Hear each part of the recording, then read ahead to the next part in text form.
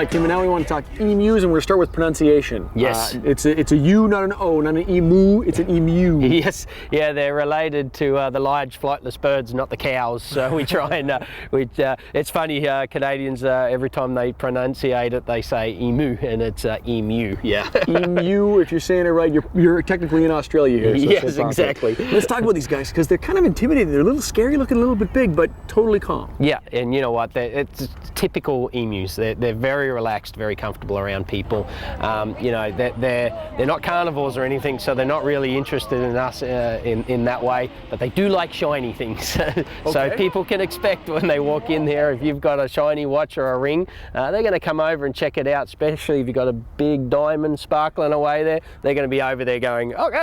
They're inquisitive, and because they're always looking for something to eat, right? Yeah, well, exactly. And you know, to be honest, not to have a shot at them, but they're not the smartest animal on Earth. Right. They have a very small brain, so they know what they know, and that's basically it. So you see some funny behaviours from them sometimes because of that. Really neat stuff. So let's talk a little bit about the animal. Then it's flightless, so getting away from predators, it uses those great big legs. Yeah, exactly. They're extremely fast, and whenever you see an emu take off and run, they're extremely fast. They can move at a high pace, so you know that gets them away from you know, predators.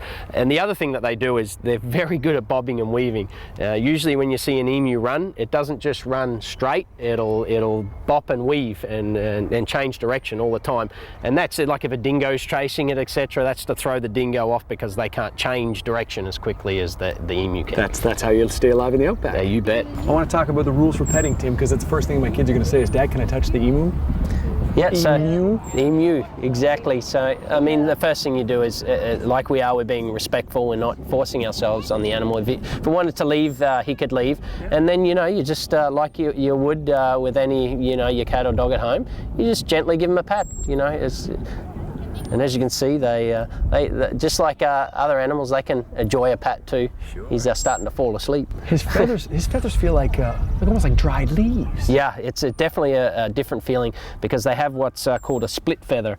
Although it looks like it's two feathers, it's actually just the one feather. And a lot of the ratite family have that split feather. The split feather, super thick. So I'm assuming it keeps them cool when needs be, keeps them warm when needs be. Yeah, much like any other birds, it's you know, it's a way to keep them you know, dry as well in the rain, because the rain just hits it and just flows right off, so it's you know, waterproofing for them as well. Now I've heard you talk tiger here in the past. Do you speak emu? Yes, I speak emu too, especially with the boys.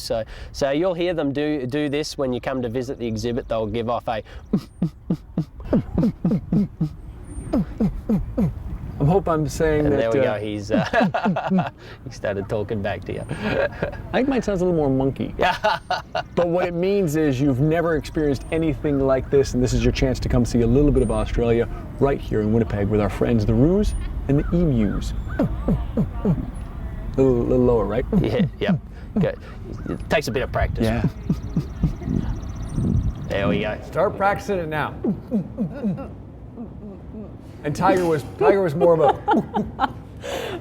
You can't do that. Well, what a special experience, though, because you know, not very many get to see those animals up close. Never mind pet one. And you brought back the feather just to show that it actually is split in two, but attached at the base, which is truly amazing. So as Tim was saying, so the ratites, things like the emus, ostrich, kiwis as well, another bird, Australian bird, they're the only ones with split feathers like that. Wow. Which I don't think you're actually allowed to take out of the zoo. Oops. We don't have anything here. If you want to see that again, hit breakfasttelevision.ca, or you can, you can actually make your way. It'd be a good mustache. Try that out. No. Yes, try it. Or you can actually make your way to the zoo this weekend. Doors will open today at 9 a.m. and kids under 2 are always free. Yeah, the zoo is such a great place. Always evolving, always constantly something new. Definitely somewhere to check out this weekend with the family. No question about it. Going to take a break. Still plenty to come today on BT.